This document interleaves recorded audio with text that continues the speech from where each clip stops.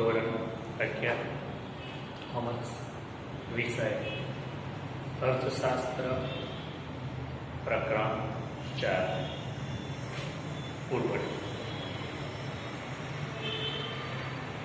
અગાઉ આપણે પુરવઠા પ્રકરણની અંદર પુરવઠો કોને કહેવાય, ઉત્પાદન કોને કહેવાય, જથ્થો કોને કહેવાય, પુરવઠાને અસર કરતા પરિબળો, પુરવઠાનો નિયમ, વ્યક્તિગત પુરવઠો, બજાર પુરવઠો અને પુરવઠાની અનુસૂચિની આકૃતિ જોઈ. પુરવઠાનો નિયમ જોયો આપણે કે કિંમત અને પુરવઠાને સંબંધ છે. જેવી રીતે કિંમત અને માંગને સંબંધ હતો તેવી રીતે અહીંયા આગળ કિંમત અને પુરવઠાને સંબંધ છે. સાથે સાથે બજારમાં, અર્થતંત્રમાં, અર્થવ્યવસ્થામાં માત્ર કિંમત જ એક એવું પરિબળ નથી જે પુરવઠાને અસર કરે છે, પરંતુ ઉત્પાદન ખર્ચ, ઉત્પાદન પદ્ધતિ, ઉત્પાદનના સાધનોની કિંમત, ભવિષ્યના ભાવોની અટકળ, રાજકીય સ્થિરતા, કુદરતી પરિબળો, ઔદ્યોગિક શાંતિ, આવા પરિબળો પણ એ પુરવઠાને અસર કરે છે. અને સ્વાભાવિક છે કે બજારમાં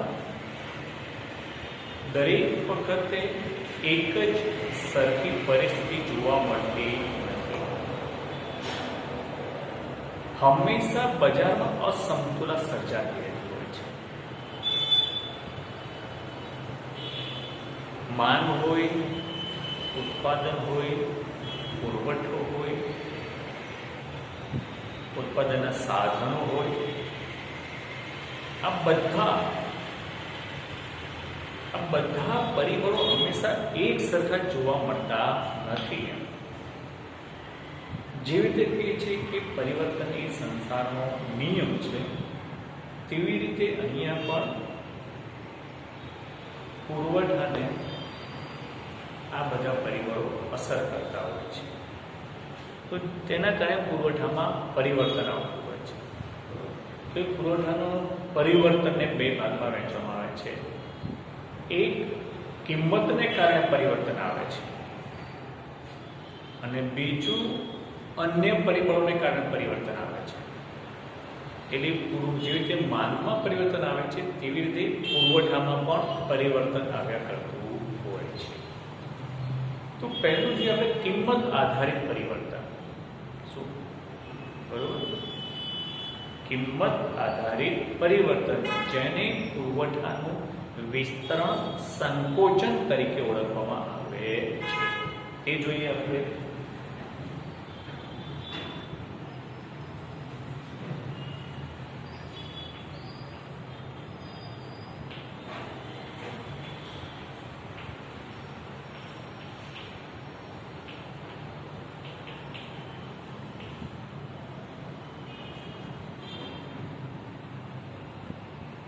પુરવઠાનું વિસ્તરણ સંકોચન. તો પુરવઠામાં વિસ્તરણ સંકોચન ક્યારે થાય?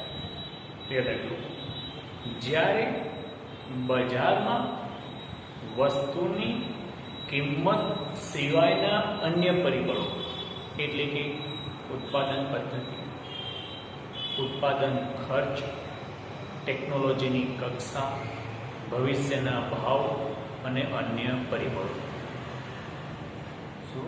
તો વસ્તુની કિંમત સિવાયના આ અન્ય પરિબળો સ્થિર હોય, સ્થિર રહે, અને જો વસ્તુની કિંમતમાં વધારો થવાથી પુરવઠામાં જે વૃદ્ધિ થાય છે તેને પુરવઠાનું વિસ્તરણ તરીકે ઓળખવામાં આવે છે. અને એનાથી વિપરીત કે જ્યારે અન્ય પરિબળો સ્થિર હોય અને વસ્તુની કિંમતમાં ઘટાડો થાય તેને કારણે બજારમાં પુરવઠો ઘટે તેને પુરવઠાનું સંકોચન કહે છે. બરાબર? તો એ આપણે અનુસૂચિ અને આકૃતિની મદદથી જોઈએ. બરોબર? એ પુરવઠાના વિસ્તરણ સંકોચન કેવી રીતે થાય છે? એ માત્ર શેને આધારિત છે? કિંમત આધારિત. બરોબર? એની અનુસૂચિ જોઈએ આપણે.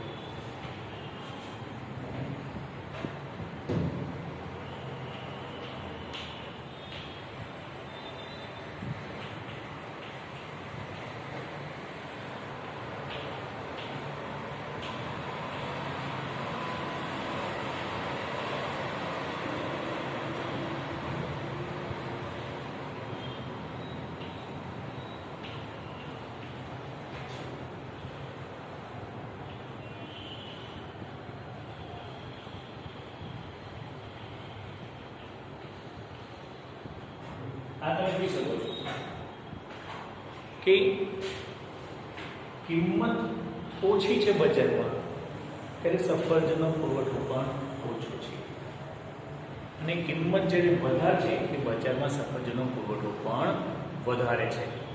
તો એ આપણે અનુસૂચિ દ્વારા જોઈએ, આપણે આકૃતિ દ્વારા જોઈએ.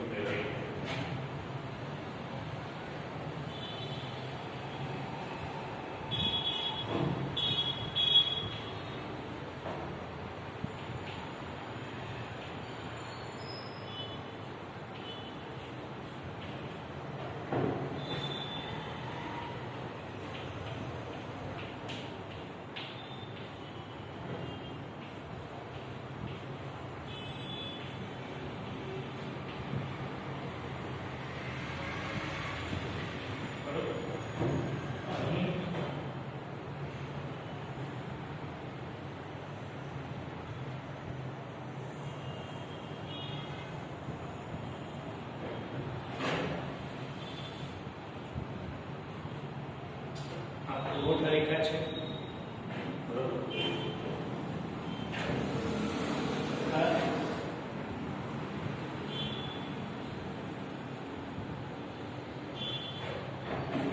પરિબળો જોઈએ તો મુખ્ય બિંદુથી અહીં જ્યારે કિંમત 30 રૂપિયા છે ત્યારે પુરવઠો 300 કિલો છે. બરોબર? પછી જ્યારે કિંમત વધે છે 30 થી 40, 40 થી 50 ત્યારે પુરવઠો પણ વધે છે. અને જ્યારે અહીં કિંમત 30 થી ઘટીને 20 થાય છે, 20 થી ઘટીને 10 થાય ત્યારે પુરવઠો પણ ઘટે છે.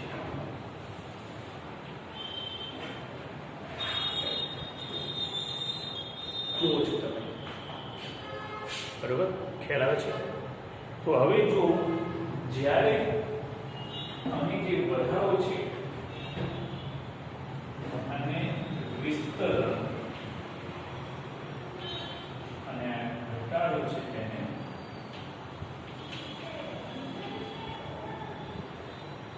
સંકોચન તરીકે ઓળખવામાં આવે છે. એ આપણે જોઈએ. જોઈ શકો છો તમે. બરોબર?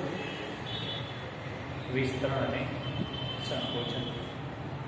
તો અહીં જ્યારે કિંમત વધવાથી પુરવઠો વધે છે ત્યારે તે મુખ્ય બિંદુ A થી ખસીને C તરફ થાય છે અને જ્યારે કિંમત ઘટવાથી સંકોચન થાય છે ત્યારે મુખ્ય બિંદુ A થી નીચે B ઉપર ખસે. તો અહીં જ્યારે પુરવઠામાં વિસ્તરણ સંકોચન હોય ત્યારે માત્ર બિંદુઓમાં ફેરફાર થાય છે. ખ્યાલ આવ્યો? શું? જ્યારે પુરવઠામાં કિંમતમાં ફેરફાર થવાથી જે વિસ્તરણ સંકોચન થાય છે ત્યારે માત્ર બિંદુમાં ફેરફાર થાય છે. પુરવઠા રેખામાં કોઈ ફેરફાર થતો નથી. ધ્યાનથી જોઈ લો. બરોબર? માત્ર બિંદુ ખસે છે. વિસ્તરણ હોય ત્યારે ઉપરની તરફ ખસે છે અને સંકોચન હોય તો નીચેની તરફ ખસે છે. બરોબર? તો અથવા કિંમતને કારણે પુરવઠામાં જે પરિવર્તન આવે છે તેને વિસ્તરણ સંકોચન તરીકે ઓળખવામાં આવે છે. ખ્યાલ આવે વિદ્યાર્થીઓ? બરોબર. હવે જોઈએ આપણે કિંમત સિવાયના પરિબળોમાં ફેરફાર થાય તો શું થાય છે. જો જ્યારે કિંમત સિવાયના પરિબળોમાં ફેરફાર થવાથી પુરવઠામાં પરિવર્તન આવે છે તેને પુરવઠાનો વધારો ઘટાડો તરીકે ઓળખવામાં આવે છે. તો અહીં કિંમત સ્થિર હોય છે. શું? કિંમત સ્થિર હોય અને પુરવઠામાં વૃદ્ધિ થાય તેને પુરવઠાનો વધારો કહેવામાં આવે છે અને પુરવઠામાં ઘટાડો થાય તો પુરવઠાનો ઘટાડો કહેવામાં આવે છે. શું? એટલે કિંમત સ્થિર રહેવાથી પુરવઠામાં જે પરિવર્તન આવે છે તેને પુરવઠાનો વધારો ઘટાડા તરીકે ઓળખવામાં આવે છે. એ આપણે અનુસૂચિ અને આકૃતિની મદદથી જોઈએ. તો પહેલા અનુસૂચિ જોઈએ. પુરવઠામાં વધારો ઘટાડો.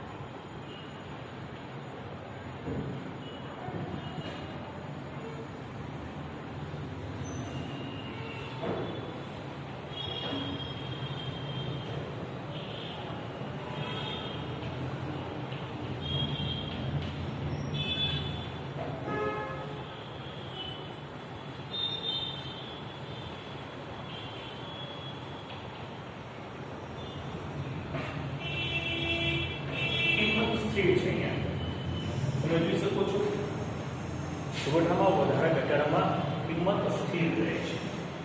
બરોબર. અને પુરવઠાના અન્ય પરિબળોમાં ફેરફાર થાય છે. બરોબર.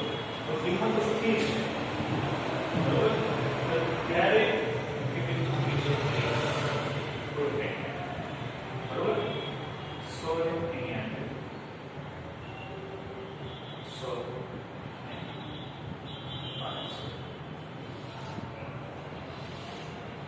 1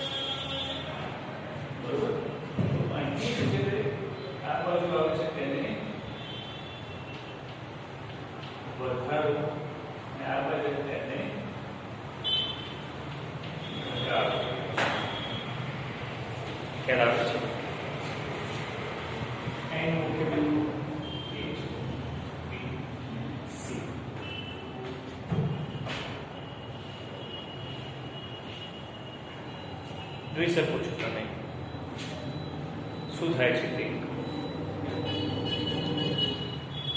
અહીં કિંમત સ્થિર રહે છે. કિંમત સ્થિર હોય છે અને અન્ય પરિબળોમાં ફેરફાર થાય છે. તેને કારણે જ્યારે પુરવઠામાં વૃદ્ધિ થાય છે તેને આપણે પુરવઠાના વધારા તરીકે ઓળખીએ છીએ. ત્યારે પુરવઠા રેખા તેના મૂળ સ્થાનેથી જમણી બાજુ ખસે છે અને જ્યારે કિંમત સ્થિર છે અને અન્ય પરિબળોમાં ફેરફાર થવાથી પુરવઠો ઘટે છે તેને આપણે પુરવઠામાં ઘટાડો કહીએ છીએ અને તે વખતે પુરવઠા રેખા તેના મૂળ સ્થાનેથી ડાબી બાજુ ખસે છે. ખ્યાલ આવ્યો? એટલે જ્યારે કિંમત સ્થિર હોય અને અન્ય પરિબળોમાં ફેરફાર થવાથી પુરવઠામાં જે પરિવર્તન આવે છે તેને પુરવઠાનો વધારો ઘટાડો કહીએ છીએ. અને તેને કારણે પુરવઠામાં વધારા ઘટાડાની અંદર પુરવઠા રેખામાં ફેરફાર આવે છે. વધારો હોય તો પુરવઠા રેખા જમણી બાજુ ખસે છે અને ઘટાડો હોય તો પુરવઠા રેખા ડાબી બાજુ ખસે છે. એકવાર ધ્યાનથી જોઈ લો પુરવઠાનું વિસ્તરણ સંકોચન અને પુરવઠાનો વધારો ઘટાડો. બરોબર, આકૃતિ ધ્યાનથી જોઈ લો.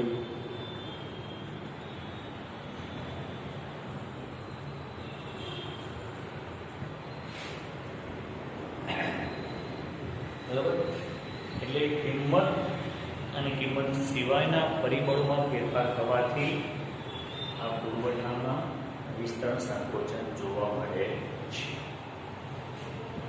બરોબર વિદ્યાર્થીઓ, ખ્યાલ આવ્યો આ પુરવઠાનું પરિવર્તન. હવે તમને પુરવઠાના નિયમના અપવાદો જોઈએ કે અહીં જોયું આપણે કે પુરવઠામાં પરિવર્તન તો આવ્યું બંને પરિબળોને કારણે, એટલે કે પુરવઠાનો નિયમ સાબિત થાય છે. હવે આપણે કેટલીક જગ્યાએ પુરવઠાનો નિયમ સાબિત નથી પણ થતો, તો તેને આપણે પુરવઠાના નિયમના અપવાદ તરીકે ઓળખવામાં આવે છે. એ જોઈએ આપણે.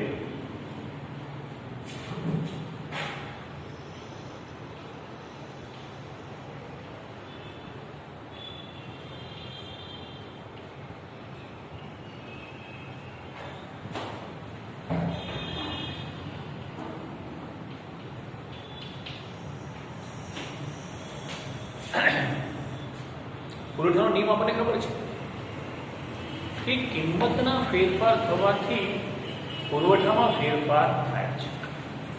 શું? અન્ય પરિબળો સ્થિર હોય છે. અન્ય પરિબળો સ્થિર, પરંતુ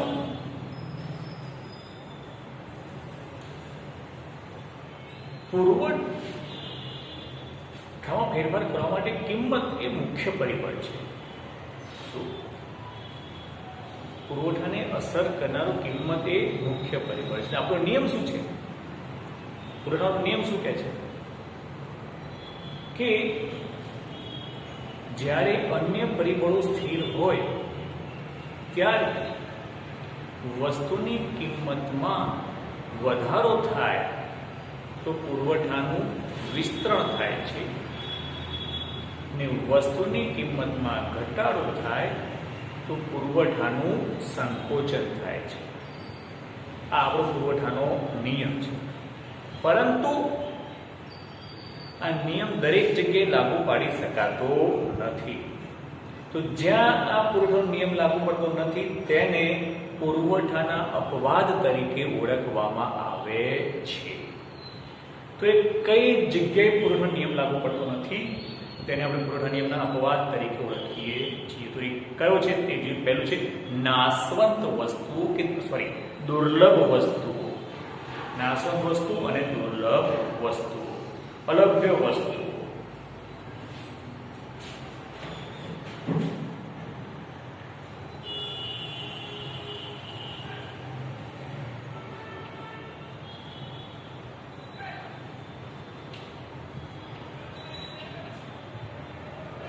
અલભ્ય વસ્તુઓ કે દુર્લભ વસ્તુઓ. શું? અલભ્ય એટલે શું? કે એવી વસ્તુઓ કે જે આપણને સરળતાથી પ્રાપ્ત થતી નથી. દુર્લભ વસ્તુ જે આપણને સરળતાથી પ્રાપ્ત થતી નથી. તો કઈ વસ્તુ એવી છે? જૂની પુરાણી મૂર્તિઓ, જૂના પુરાણા સિક્કાઓ, જૂની હસ્તલિખિત પુસ્તકો, શું? જૂની ટિકિટો, જૂની ચલણી સિક્કાઓ, જૂના જમાનાની ચલણી નોટો, આ દુર્લભ વસ્તુઓ છે કે જેનું ઉત્પાદન હવે થતું નથી. તો અહીં આ જૂની પુરાણી વસ્તુઓની કિંમતમાં ગમે તેટલો વધારો થાય, શું કે ગમે તેટલો ઘટાડો થાય, પુરવઠો તેનો તે જ રહે છે. તો આ દુર્લભ વસ્તુ કે અલભ્ય વસ્તુઓને પુરવઠાનો નિયમ લાગુ પડતો નથી. ખ્યાલ આવ્યો? જો તેને પુરવઠો વધુ કરી શકાતો હોય તો કોઈ દુર્લભ વસ્તુ કહેવાય નહીં. કેટલાકને જૂની મૂર્તિઓ, જૂના ચલણી સિક્કાઓ, જૂના તાળાઓ, આ બધી સંગ્રહ કરવાનો શોખ હોય છે. એટલે ગમે તેટલી કિંમત વધુ દેવું કિંમત આપવા તૈયાર હોય છે. અહીં કિંમતને કારણે એના પુરવઠામાં કોઈ ફેરફાર થતો નથી. ખ્યાલ આવ્યો? એટલે દુર્લભ વસ્તુ એવી છે કે એની કિંમતમાં ગમે તેટલો ફેરફાર થાય પણ તેના પુરવઠામાં કોઈ ફેરફાર થતો નથી. એટલા માટે તેને પુરવઠાના અપવાદ તરીકે ઓળખવામાં આવે છે. બીજો અપવાદ છે નાશવંત વસ્તુ. નાશવંત વસ્તુ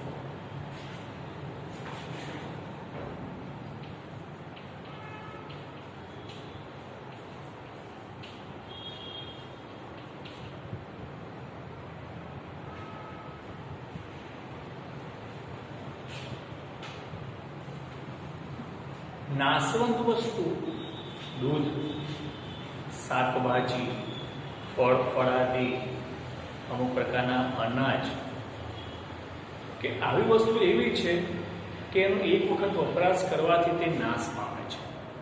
તેમજ આવી વસ્તુનો દૂધ, શાકભાજી, દહીં, ફળ ફળાદી આ બધી વસ્તુનો વધારે સમય આપણે સંગ્રહ કરી શકતા નથી. કે અત્યારે દૂધ, શાકભાજી, ફળફળાદી ગમે તેટલી કિંમત વધે પણ વર્તમાનમાં જે પુરવઠો તેનો તે જ રહે છે. કે ભવિષ્યમાં તેની કિંમત વધશે એટલે આપણે સંગ્રહ કરી શકીએ તો પણ તે શક્ય બનતું નથી. કે ચલો કિંમત ઘટી ગઈ તો વેપારી તેના ગોડાઉનમાં મૂકી રાખે અને પછી વેચશે તો પણ તે શક્ય બનતું નથી.